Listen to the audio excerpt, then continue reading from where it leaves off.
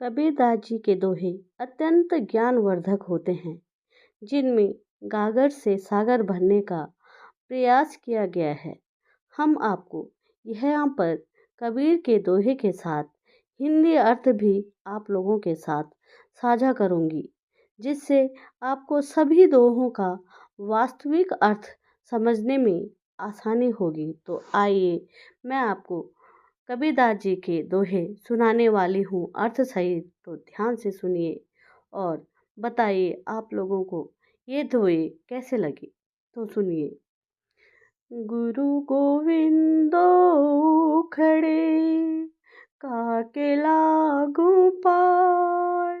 ध्यान दीजिए, गुरु गोविंद दो खड़े काके लागू पाए।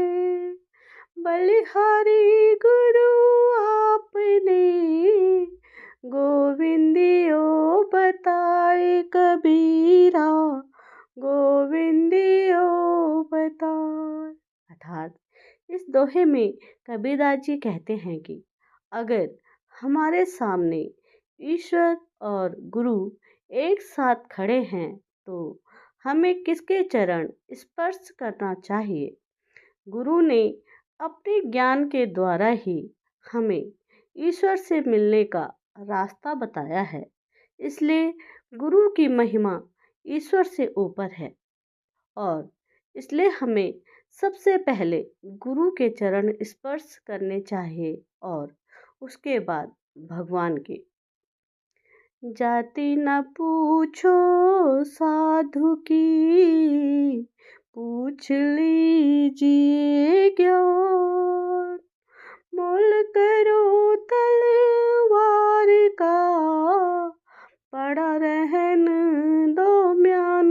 कबीरा पड़े रहन दो म्यान।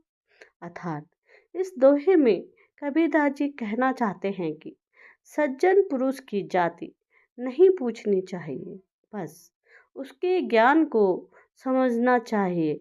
जैसे कि तलवार का मूल्य होता है, ना कि उसकी म्यान का मूल्य होता है।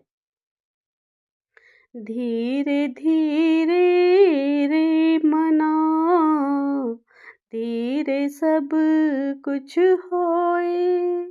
ध्यान दीजिए, धीरे धीरे रे मना, धीरे सब कुछ होए। माल सींचे सो घड़ा, ऋतु आए फल होए। कबीरा ऋतु आए फल होए। अर्थात कबीरदास जी कहते हैं कि धैर्य का फल हमेशा मीठा होता है, इसलिए मन में धीरज रखने से सब कुछ होता है।